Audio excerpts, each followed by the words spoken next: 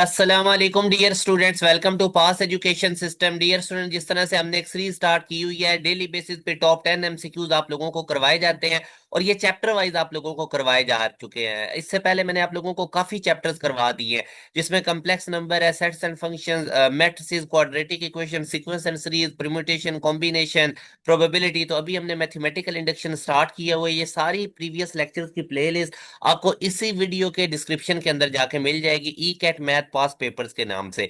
Dear student, ये जो top 10 MCQs की सीरीज है, ये आप लोगों ने किसी भी यूनिवर्सिटी का टेस्ट देना, लाइक एनईडी का, आईबीए का, मेहरान का, यूईटी का, फास्ट, प्यास, जीकी, पीयू, आईटीयू, कॉमसेट, जिधर जिधर भी एडवांस मैथ का पोर्शन आता है, उन तमाम के लिए आप लोगों के लिए बहुत ज्यादा हेल्पफुल है। तो डियर स्टूडेंट्स, अब हम नेक्स्ट क्वेश्चन की तरफ मूव करते हैं। इससे पहले मैं 10 क्वेश्चंस आपको मैथमेटिकल इंडक्शन के करवा चुका हूं। इससे पहले डियर स्टूडेंट, इंपॉर्टेंट अनाउंसमेंट है कि यूईटी, ई कैट हो या आप लोग देख सकते हैं कि एनईडी यूनिवर्सिटी का राउंड 1 करीब है, फास्ट यूनिवर्सिटी, इसके अलावा नेक्स्ट एनईटी 3 4, जितनी भी टॉप रैंक यूनिवर्सिटीज हैं, उन तमाम की प्रिपरेशन के लिए बिल्कुल अभी हमारा न्यू बैच स्टार्ट होने जा रहा है, जिसमें इनरोलमेंट की डेडलाइन डियर स्टूडेंट 8 मार्च है। 8 मार्च से पहले पहले आप हमारे न्यू बैच में इन हो सकते हैं। ये आप लोगों के लिए एक किस्म का क्रैश कोर्स है, उन बच्चों के लिए जो यूटी का टेस्ट देने जा रहे हैं, एनईटी 3 4 देने जा रहे हैं, एनटीएस नेट का टेस्ट देना है या फास्ट प्यास जीकी का देना है। तो तमाम सब्जेक्ट्स की एक प्रॉपर वे से तैयारी के लिए डियर स्टूडेंट लाजमी तौर पे हमारे न्यू बैच का हिस्सा बने। ये हमारा ऑफिशियल व्हाट्सएप नंबर है, 0304066600। इस पे व्हाट्सएप करके आप हमारे न्यू बैच को ज्वाइन कर सकते हैं। अभी अब डियर स्टूडेंट्स हम स्टार्ट करते हैं। 11th वाले क्वेश्चन में वो हमें कहता है the middle term in the expansion of, इसकी एक्सपेंशन में हमने मिडल टर्म निकालनी है। तो यहां से अगर अब आप देखते हो ना, आपके पास जो n है ये इवन है। तो अगर डियर स्टूडेंट्स हमारे पास जो n है वो इवन हो तो मिडल टर्म हम कैसे निकालते हैं?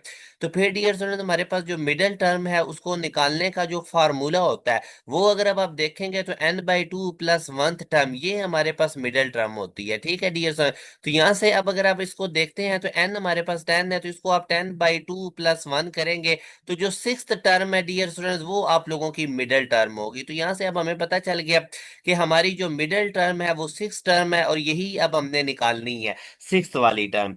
तो 6th वाली टर्म निकालने के लिए डियर स्टूडेंट्स आप लोगों ने सिंपल ये जनरल टर्म का फार्मूला लिखना है। ये मैं आपको काफी इससे पहले भी करवा चुका हूँ। TR+1, यहां से अगर आप देखें तो NR आ जाएगा। इसी तरह AN-R और x की पावर R। ए आप लोगों के पास फर्स्ट टर्म है और x आप लोगों के पास सेकंड टर्म है। ठीक है, ए अब यहाँ आपके पास x है, और जो सेकंड टर्म है वो -2y/3, ये आप लोगों के पास बेसिकली x है। ठीक है, तो यहाँ से अब इसके अंदर आप वैल्यूज प्लग इन करते हैं, तो जाहिर है अब अगर आप लोगों ने 6 टर्म निकालनी है तो r की वैल्यू आपको 5 पुट करनी पड़ेगी। तो यहाँ से भी अगर अब आप देखेंगे तो ये 10 5 बनेगा, और a अगर अब आप देखते हैं तो हमारे पास फर्स्ट टर्म क्या थी, अगर x था। ठीक है, तो ये हमारे पास आ जाएगा x, और ऊपर आ जाएगा 10-5। ठीक है, क्योंकि n हमारे पास 10 है, और जो हमारे पास डियर स्टूडेंट r है वो हमारे पास 5 है। x अब हमारे पास सेकंड टर्म है, तो वो -2y/3 है। ठीक है, तो ये आप लिख लीजिए, -2y/3, और इसके ऊपर r r हमारे पास 5 है।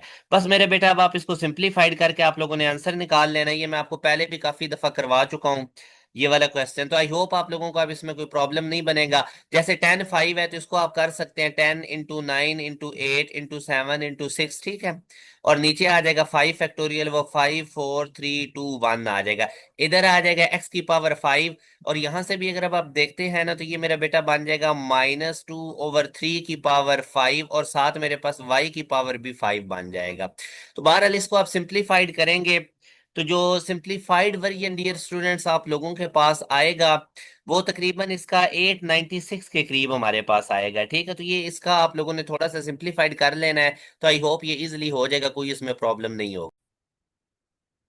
अब मेरे बेटा, आप इसको जब सिंप्लीफाइड करेंगे ना, तो जो फाइनल आंसर आप लोगों के पास आएगा वो तकरीबन इसका आ जाएगा -896/27। ये आप लोगों ने सिंप्लीफाइड जब करना है तो आपके पास आंसर आएगा, साथ x की पावर 5 और y की पावर 5। तो ये अगर अब आप देखेंगे तो आप लोगों के पास सी ऑप्शन में मौजूद होगा, तो सी हमारे पास इसका राइट आंसर है। आगे कैलकुलेशंस आप लोगों ने कर लेनी है।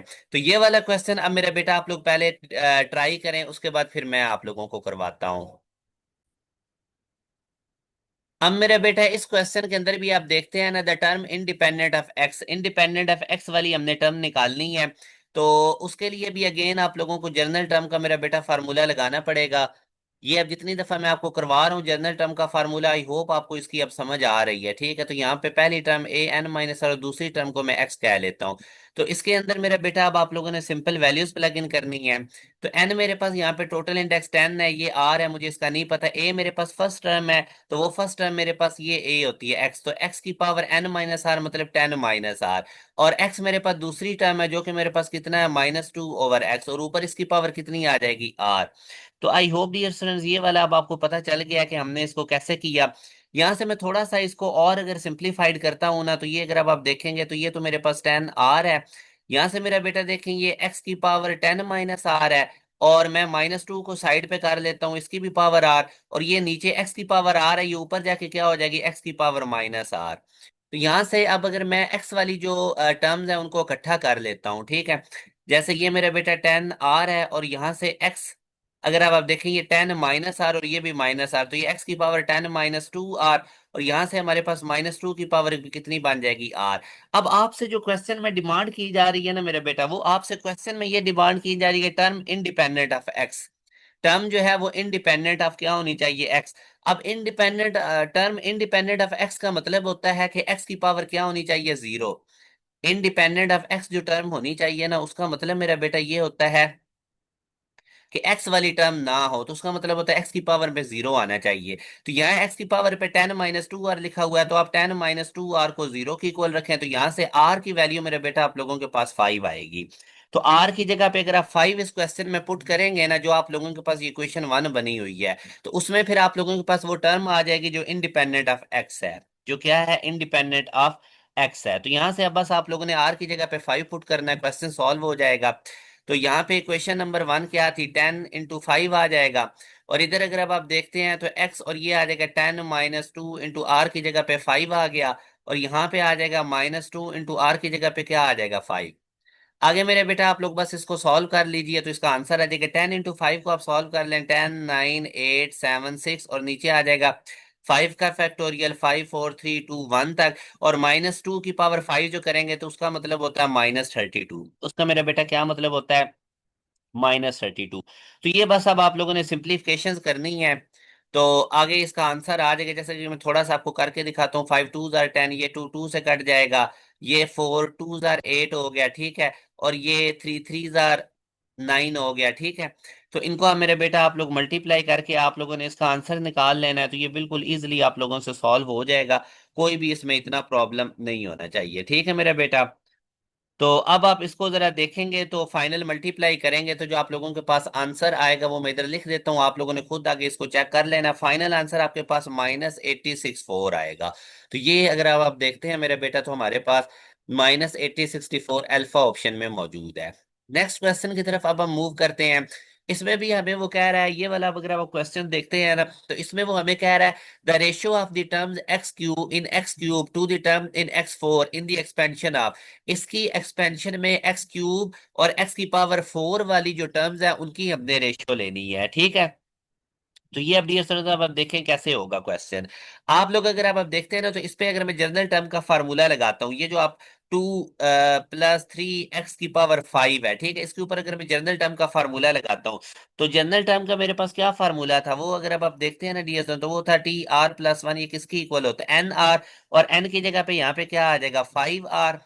और आगे मेरे पास आ जाएगा ए एन की पावर में, ए मेरे पास 2 फर्स्ट टर्म है, और n - r यानी 5 - r, और दूसरी टर्म मेरे पास 3x है, और उसकी पावर पे भी r आ जाएगा, ठीक है। तो 3x की पावर भी r। यहां से अब डियर सुनो, अब देखें ना, the term in x cube and x की पावर 4।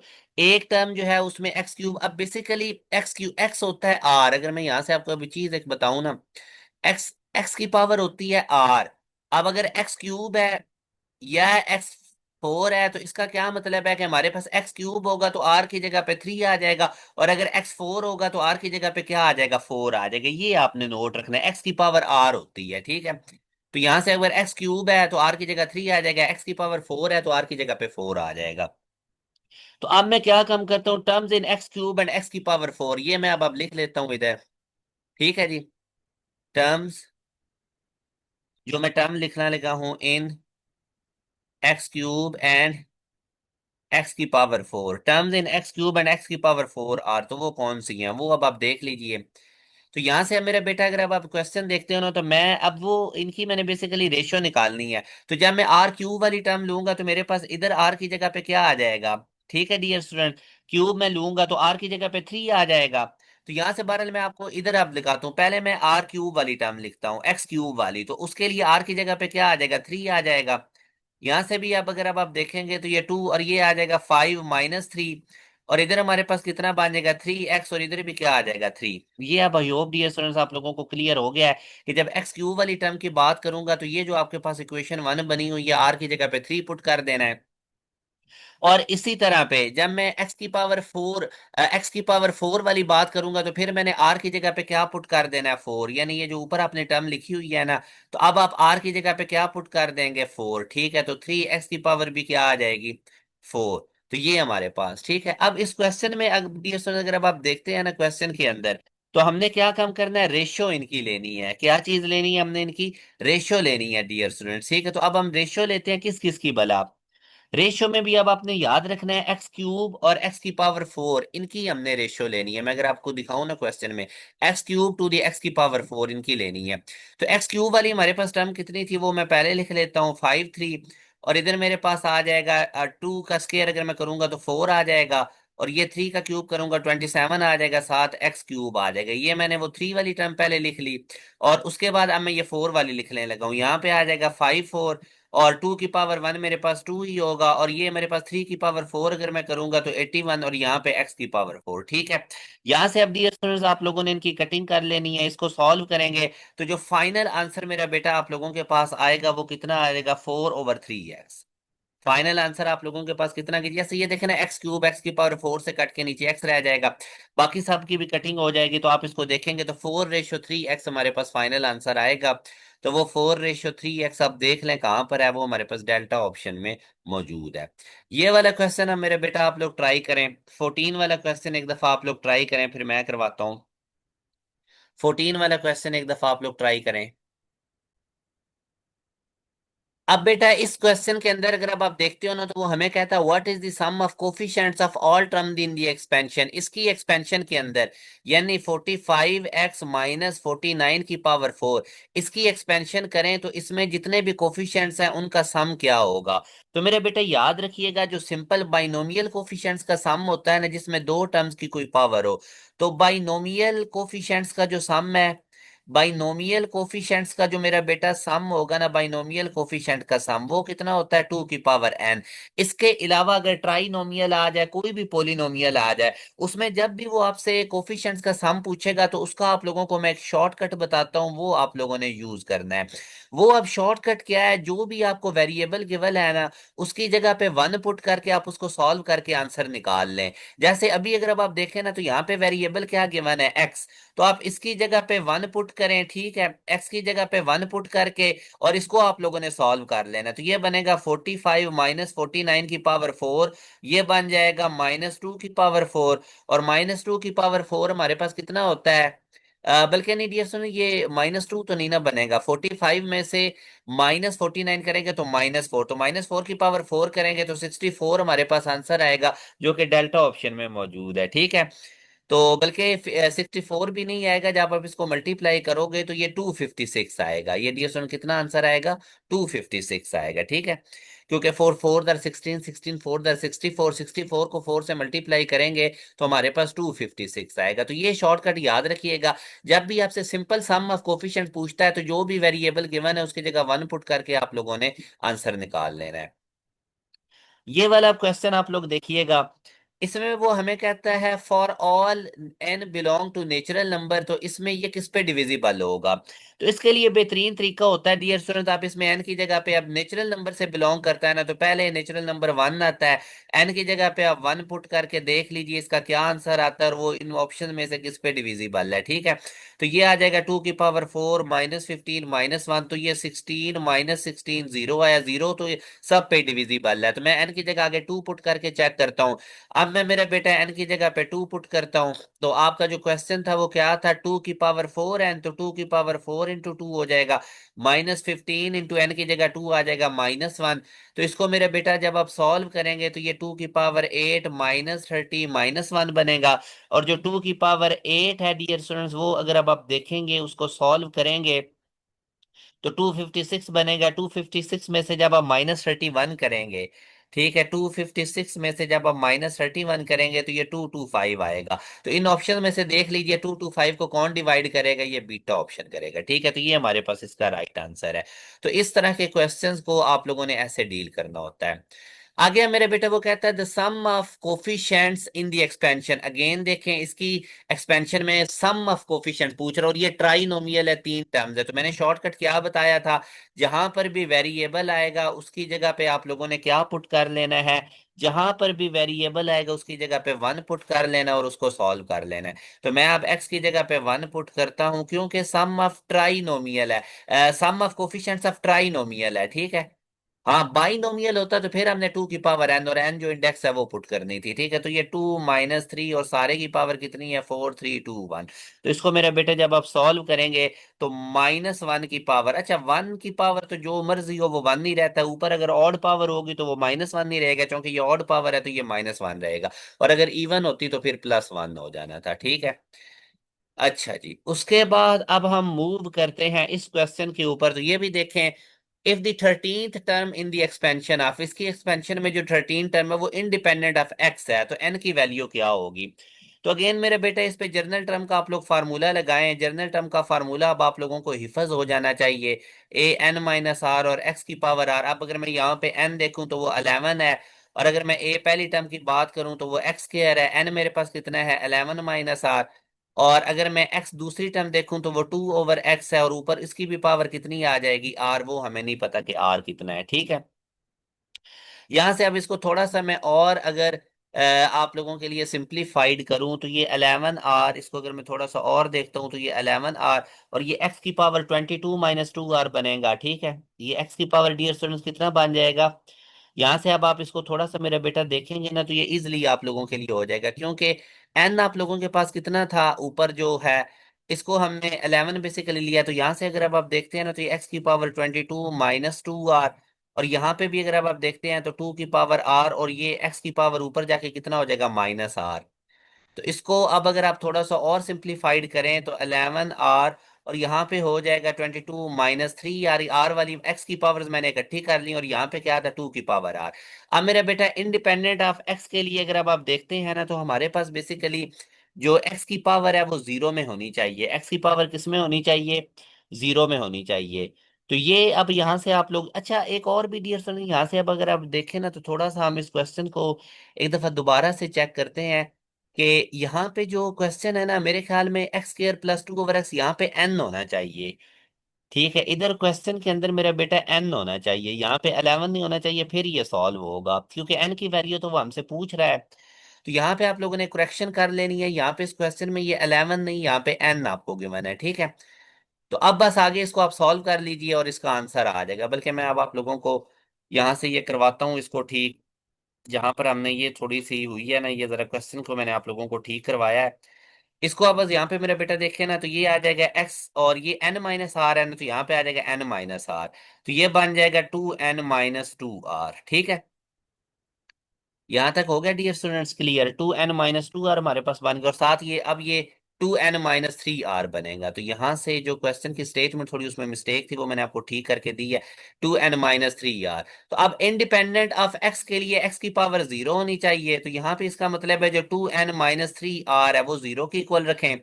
तो यहां से अब आप लोगों ने मेरे बेटा देखना है कि 2n - 3r अगर हमारे पास 0 की इक्वल है तो n की वैल्यू जो मैं निकालूंगा ना वो क्या आ जाएगी, n की वैल्यू आ जाएगी 3r/2।